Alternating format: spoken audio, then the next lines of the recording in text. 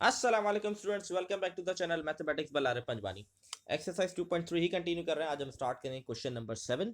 Evaluate the limit of the following trigonometric function. तो यहाँ पर हमें सीखना है ट्रिग्नोमेट्रिक फंक्शन की लिमिट किस तरीके से फाइंड आउट करते हैं। तो एक इंपॉर्टेंट लिमिट जो आपने सबसे पहले याद रखनी है वो है हमारे पास limit x belongs to 0 sine x divide by x। ये हमने चैप्टर नंबर 4 के अंदर जब ये लिमिट पढ़ी थी मैंने बताई भी थी कि जो भी एंगल x के साथ है अगर वही एंगल से नीचे डिनोमिनेटर मौजूद है तो इसकी लिमिट जो होगी 1 के बराबर होगी। ठीक है, ये आपको पेज मैंने आपको पहले ही बताया, पेज नंबर, इस लिमिट के बारे में आपको मिल जाएगा पेज नंबर 42 पे। ठीक है, 43 पे sorry. Limit x belongs to 0 sine x upon x 1 के बराबर होती है लिमिट। ये आपने याद रखना है क्योंकि आज जो सवाल हम करेंगे वो इसी से रिलेटेड क्वेश्चन है। ठीक है, तो स्टार्ट करते हैं, आज के क्वेश्चन स्टार्ट करते हैं। सबसे पहला क्वेश्चन हमारे पास है लिमिट x बिलोंग्स टू 0। ये हमारे पास पार्ट 1 शुरू कर रहे हैं। Limit x belongs to 0 a sine ax divide by x। अब जो एंगल है साइन के साथ वो ax है और नीचे मेरे पास x है।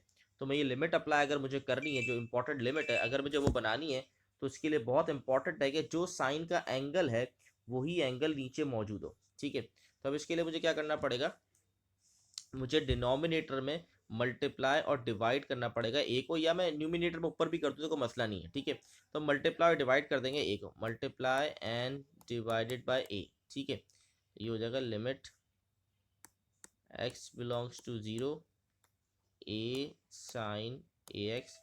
अच्छा, मैंने a को मल्टीप्लाई भी करवा दिया और डिवाइड, तो डिवाइड में नीचे आ जाएगा ax। ठीक है, मैंने यहाँ पर मल्टीप्लाई करवाया और डिवाइड कराया a को, तो ये वाला मल्टीप्लिकेशन और डिवीजन।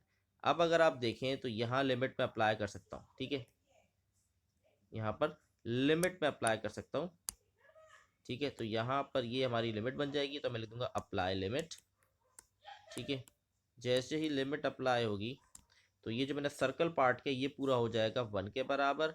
ठीक है, और ए मल्टीप्लाई होकर क्या बन जाएंगे, ए स्क्वायर बन जाएंगे। ठीक है, तो ये हमारा आंसर हो जाएगा क्योंकि लिमिट क्या है, x बिलोंग्स टू 0, तो ए और ए मल्टीप्लाई होकर ए स्क्वायर बन जाएंगे, इन पे कोई भी अफेक्ट नहीं आएगा।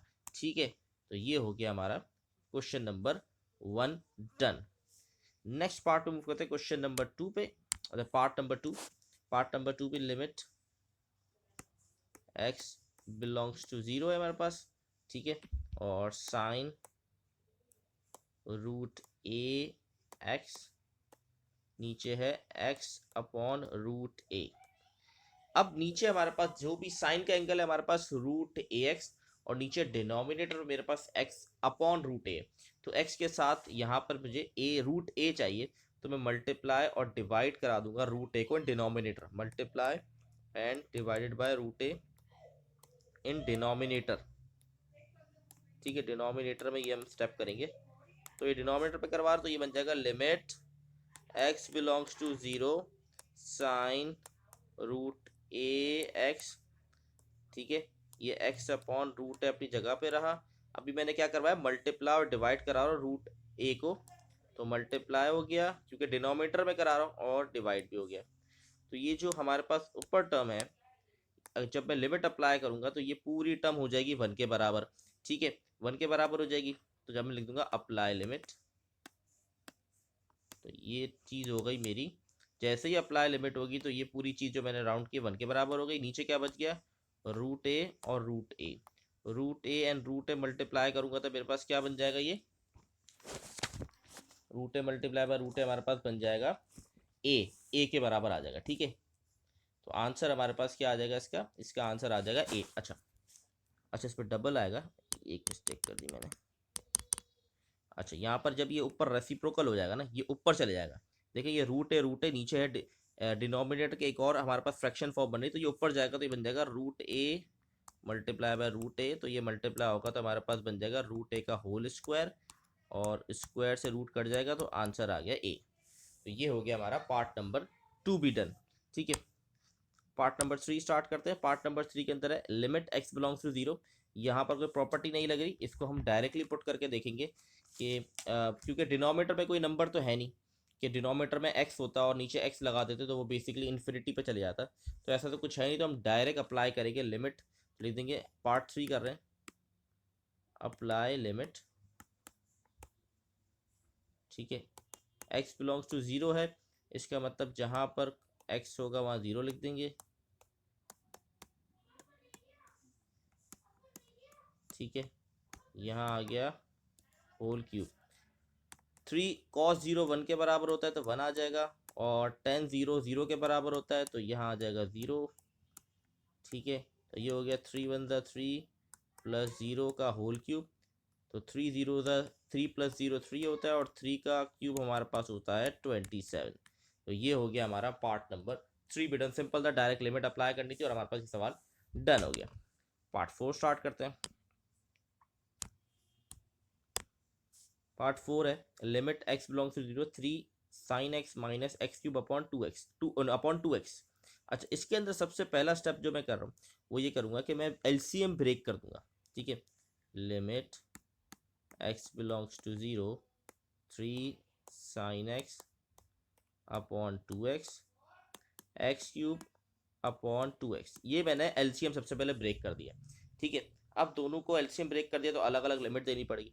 देखिए नंबर पर तो लिमिट अप्लाई नहीं होगी, तो नंबर मैंने बाहर लिख दिया, limit x belongs to 0 sine x upon x, और यहाँ पर कटिंग हो रही है तो पहले कटिंग भी कर दूंगा, जैसे यहाँ से x कट गया, एक्स स्क्वायर बच जाएगा, तो यहाँ पर 2 को बाहर ले लूँगा, limit x square x belongs to 0, क्योंकि नीचे जो 2 है इस पर लिमिट अप्लाई नहीं, वो बाहर आ गया।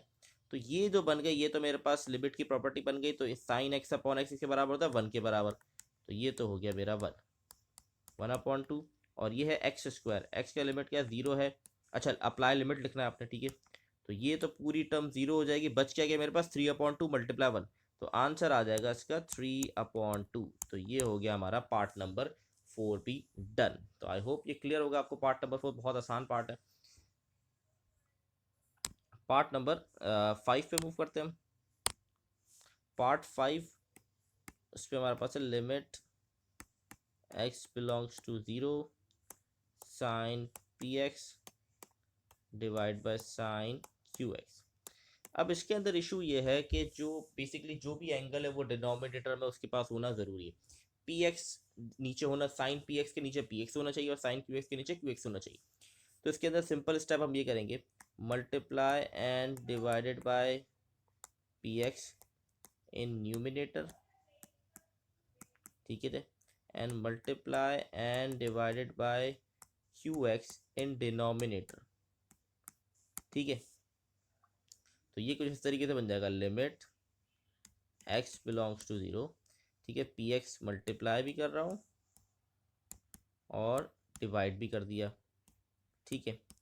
अब इम्पॉर्टेंट स्टेप हमारे पास क्या है, गौर से समझना है आपने, ठीक है।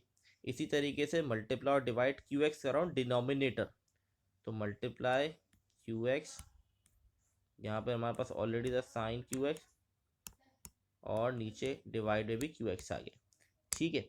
अब जब मैं लिमिट अप्लाई कर दूंगा तो इससे होगा क्या, ये वाली टर्म जो है ये पूरी 1 के बराबर हो जाएगी, इसी तरह ये भी हो जाएगी 1 के बराबर। हम लिखेंगे अप्लाई लिमिट, तो ये पूरा 1 हो गया, ये भी 1 हो गया, तो बचा क्या मेरे पास P X upon Q X, X X cut हो जाएगा, तो आंसर आ गया पी अपॉन क्यू। तो ये होगा हमारा 5th पार्ट भी डन। तो आई होप ये आप लोगों को आज की वीडियो में सारी चीज़ें क्लियर होंगी। इंशाल्लाह नेक्स्ट वीडियो के अंदर हम बाकी पार्ट्स को सॉल्व करेंगे, तब तक के लिए अल्लाह हाफिज़।